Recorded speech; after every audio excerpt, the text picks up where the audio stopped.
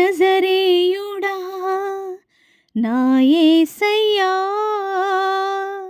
ఎన్ని యుగాలకైనా ఆరాధ్య దైవము నీవేనని గళమెత్తి నీ కీర్తినే చాటెదా. నజరేయుడా నా యేసయ్యా, ఆకాశ గగనాలను నీ జానతో కొలచితివి. ఆకాశ గగనాలను నీ జానతో కొలచితివి. శూన్యములో ఈ భూమిని వ్రేలాడదీసిన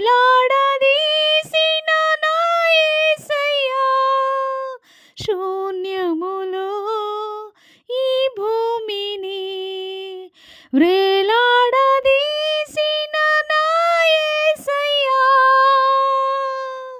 నీకే వందనం, నీకే వందనం, నీకే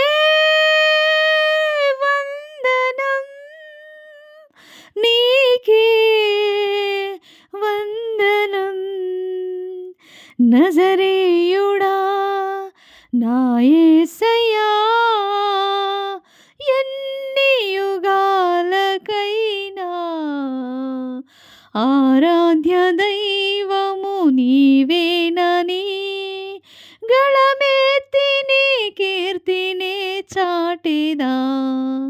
నజరేయుడా నా యేసయ్యా,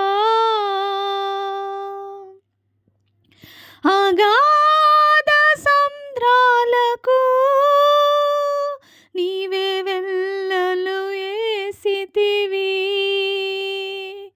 అగాధ సంద్రాలకు నీవే ఎల్లలు వేసితివి.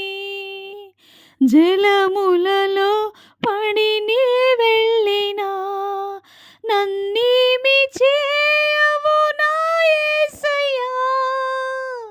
జలములలో పడి నీ వెళ్ళినా నన్నేమి చేయవు నా యేసయ్యా, నీకే వందనం, నీకే వందనం, నీకే వందనం, నీకే వందనం. నజరేయుడా నా యేసయ్యా,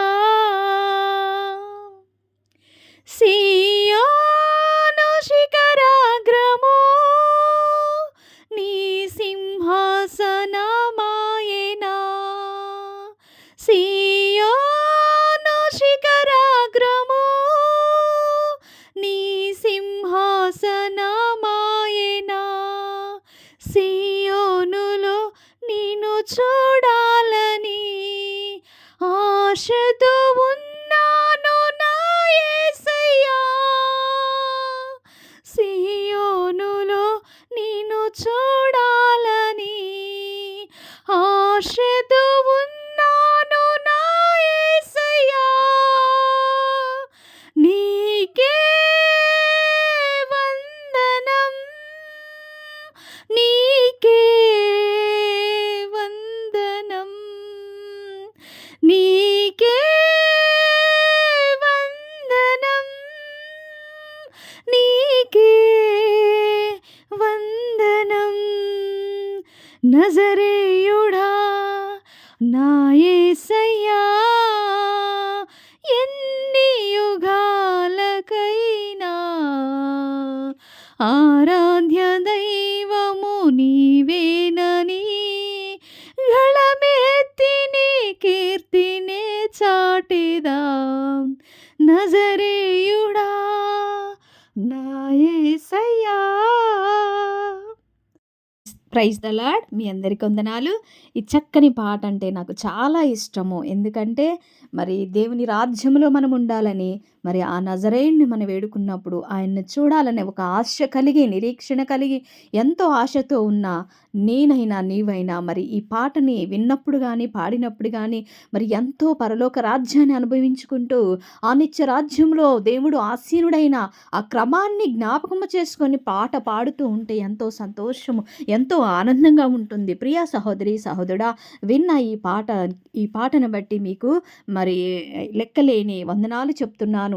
దేవుని నామానికి మహిమ కలుగునుగా కాని వేడుకుంటున్నాను. ప్రియ సహోదరి, సహోదరుడా, ఈ విశ్వాసమైన మాటల ద్వారా మీ ముందుకి ప్రతిరోజు వస్తున్నాను గనుక మరి ఈ మాటలు విన్న మీరందరూ విశ్వాసంలో బలపడాలని ఆశ, నిత్య రాజ్యానికి వారసులు కావాలని ఆశ కలిగి, కొన్ని మాటలు విశ్వాసులుగా బలపరచాలని ఆశ కలిగి ఈ విశ్వాసమైన మాటలు అనే పరిచర్య ద్వారా మీ ముందుకు వస్తున్నాను. ప్రియ సహోదరి, సహోదరుడా, ప్రతి ఒక్కరం దేవుని పని చేయాలి. ఆయన రాకడ ఎప్పుడు వచ్చునో తెలియదు. మరి అతి సమీపంలో దేవుని రాకడ ఉంటుండగా మనము విశ్వాసులంగా పేరుకే పిలువబడుతున్నాం. కానీ మన విశ్వాసాన్ని ఎలా బలపరుచుకుంటున్నాము, ఏ రీతిగా దేవుని యందు మరి దేవుని నామాన్ని ఘనపరుస్తున్నామా, మరి దేవుణ్ణి ఎక్కడైనా బాధ పెడుతూ అవమానపరుస్తూ దేవుని నామాన్ని దూషణపాలు చేసే రీతిగా ఉన్నామా జ్ఞాపకము చేసుకోవాలా. ప్రియ సహోదరి, సహోదరుడా, ఈ మాటలు నేను చెబుతున్నప్పుడు కొంత బాధ వేస్తుంది. ఎందుకంటే విశ్వాసుల్లోనే కొందరు అవిశ్వాసులుగా ఉంటున్నారు. ప్రతి వారం మందిరానికి వెళ్తున్నారు, దేవుని మాటలు వింటున్నారు, కానీ మరలా లోకానుసారంగా జీవించే వారముగా ఉంటున్నాము. ప్రియ సహోదరి, సహోదరుడా, నీవు ఈ లోకంలో క్రైస్తవుడుగా ప్రయాసపడుతున్నావు. విశ్వాసులంగా మరి దేవుని నామాన్ని ఘనపరచాలని ఎంతో ప్రయాసపడుతూ పరిచర్య చేస్తున్నాము. కానీ అనేకమైన లోపాలు, పొరపాట్లు మనలో ఉన్నవి. అవన్నీ సరిచేసుకోవాలి. అనిత్య రాజ్యానికి మనం వెళ్ళాలి అంటే, మన బిడ్డలు మనమందరము అనిత్య రాజ్యంలో దేవునితో ఉండాలి అంటే ఇంకా మనలో ఎన్నో లోపాలు, ఎన్నో దాగి ఉన్నాయి గనుక మన హృదయాన్ని శుద్ధీకరించుకోవాలి, మన పాపములు సరిచేసుకోవాలా, మన హృదయంలో ఉన్న మురికిని కడిగి వేసుకోవాలా. ప్రియ సహోదరి, సహోదరుడా, మరి ఈ క్రైస్తవుల్ని అనేకులు విమర్శిస్తున్నారు. ఎందుకు విమర్శిస్తున్నారు? మనలో ఉన్న చిన్న చిన్న పొరపాట్ల వల్ల. మరి ప్రతి వారం మందిరానికి వెళ్తున్నారు, కానీ వీరిలో క్రమము లేదు, వీరిలో మరి నోరు దురుసుగా మాట్లాడుతుంది, వీరిలో కొండెములున్నవి, వీరిలో అబద్ధములున్నవి, వీరిలో మరి గొడవలకి ముందొస్తారు అనే మాటలు ఎన్నో వస్తున్నవి. మరి క్రైస్తవులంగా మనం అలా ఉండకూడదు కదా. మరి ప్రతి వారం మందిరానికి వెళ్తున్నాము, బలలో చేవేస్తున్నాము, ఉపవాసములు ఉంటున్నాము, ప్రేయర్ కూటాలకు వెళ్తున్నాము, మన ఇంట్లో కూడా ప్రేయర్ పెట్టించుకుంటున్నాము. కానీ మరి ఇతరుల ద్వారా మనకి ఆ సనుగుడు, ఆ గునుగుడు మన ద్వారా రావద్దు. ఎందుకంటే మనలో యథార్థత ఉన్నది. అయినప్పటికీ మనలో కొన్ని లోపాలు, మనలో ఉన్న కొన్ని పొరపాట్లు జరుగుతూ ఉన్నవి. అవన్నీ సరిదిద్దుకొని ఆ నిత్య రాజ్యానికి, ఆ దేవుని రాజ్యంలో బంగారు వీధుల్లో తిరగాలంటే మన ప్రవర్తన సరిగా ఉండాలి. మన ప్రవర్తన సరిచేసుకోవాలా. మన బిడ్డల్ని, మన కుటుంబాన్ని సరైన క్రమంలో నడిపించే వారంగా ఉండాలి. మన విశ్వాస జీవితాన్ని చూసి ఇతరులకు కూడా సాక్ష్యం ఇచ్చే రీతిగా ఉండాలా. ప్రియ సహోదరి, సహోదరుడు, ఈ మాటలు విన్న నీవు ఈ రోజు నుంచి నిజమే కదా, క్రైస్తవులుగా నేను పిలువబడుతున్నాను, కానీ నాలో అనేకమైన పొరపాట్లున్నవి. అవన్నీ సరిదిద్దుకొని ఆ నిత్య రాజ్యంలో నేను ఉండాలంటే మరి నాకు అడ్డుగా వచ్చే ప్రతి సమస్యని, అడ్డుగా వచ్చే ప్రతి పాపమును, అడ్డుగా వచ్చే ప్రతి క్రియను నేను ఈ రోజు నుంచి తొలగించుకొని దేవుని రాజ్యానికి నేను వారసురాలు కావాలి, వారసుడు కావాలి, నా కుటుంబం అంతా దేవుని రాజ్యంలో ఉండాలనే ఒక విశ్వాసాన్ని ఈరోజు బలపరుచుకొని నీ బిడ్డల విషయంలో, నీ కుటుంబం విషయంలో, విశ్వాసుల విషయంలో, సంఘం విషయంలో ఎలా ఉన్నావో, నీ జీవిత విధానము ఏ రీతిగా ఉందో సరిచేసుకొని దేవుని మార్గంలో నడవాలని మనవి చేస్తున్నాను. ప్రియ సహోదరి, సహోదరుడా, క్రైస్తవుల మీద ఎన్నో హింసలు జరుగుతున్నవి. మరి దేవుని రాకడ వస్తుండని మనము మరి వీధి పరిచర్యలు చేసినప్పుడు కూడా ఎన్నో రీతులుగా మనల్ని అవమానిస్తున్నారు, దూషిస్తున్నారు, బైబిళ్ళు తీసి కింద వేసి తొక్కుతున్నారు, మరి సువార్తను అడ్డగిస్తున్నారు. జ్ఞాపకం చేసుకోవాలా. ప్రియ సహోదరి, సహోదరుడా, దేవుని రాకడలో మనం ఇంకా ప్రయాసపడాలి. ఎన్ని అవమానాలు వచ్చినా, ఎన్ని నిందలు వచ్చినా మనము యథార్థంగా దేవుని పరిచర్య చేసే రీతిగా ఉండాలి. అట్టి ప్రవర్తన కలిగి నీవు నేను ఉండాలని మనవి చేస్తున్నాను. ప్రియ సహోదరి, సహోదరుడా, విశ్వాసులం అంటే పేరుకే కాదు, నిత్య రాజ్యానికి వారసులు కావాలా. మనము చనిపోయినప్పుడు కూడా, మనం ఈ లోకాన్ని విడిచి వెళ్ళినప్పుడు కూడా మన సాక్ష్యం నిలబడాలా. అట్టి సాక్ష్యం కలిగి జీవించాలా. ప్రియ సహోదరి, సహోదరుడి, మాటలు విన్న నీవు ఈ రోజు నుంచి విశ్వాసమైన మాటల్లో బలపడి దేవుని పరిచర్యలో ముందుకు వెళ్ళాలి. నీ కుటుంబం అంతా నిత్య రాజ్యానికి నడిపించే రీతిగా బలమైన శక్తిమంతురాలుగా నీవు ముందుకు వెళ్ళాలని మనవి చేస్తున్న దేవుని పరిచర్య ఎలాగైనా కొంత పరిచర్య చేయాలా. కొన్ని ఆత్మల కొరకు భారం కలిగి ప్రార్థన చేయాలి. విశ్వాస జీవితాన్ని మరి పరిశుద్ధంగా జీవించే రీతిగా మరి నీలో ఉన్న లోపాలు సరిచేసుకొని నీతి మార్గంలో నడిచే బిడ్డగా ఉండాలని మనవి చేస్తున్నా. ప్రతి వారం మానక మందిరానికి వెళ్తున్నాము.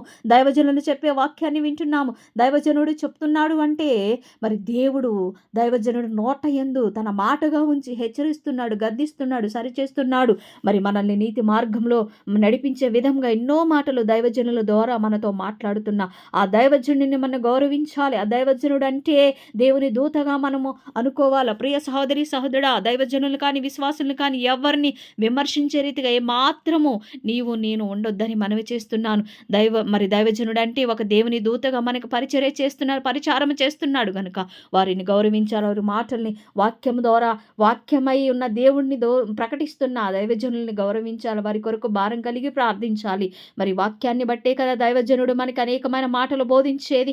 మరి అట్టి దైవజనుడిని మనం దూషించకూడదు కదా. ఏ దైవజనుడినైనా దూషించే అధికారం నీకు నాకు లేదు. దైవజనులకి మరి దేవుడే తీర్పు తీర్చగలడు. మరి ప్రియ సహోదరుడి మాటలు విన్న నీవు ఈ రోజు నుంచి బలంగా దేవునిలో వాడబడతావని మనవి చేస్తున్నాను.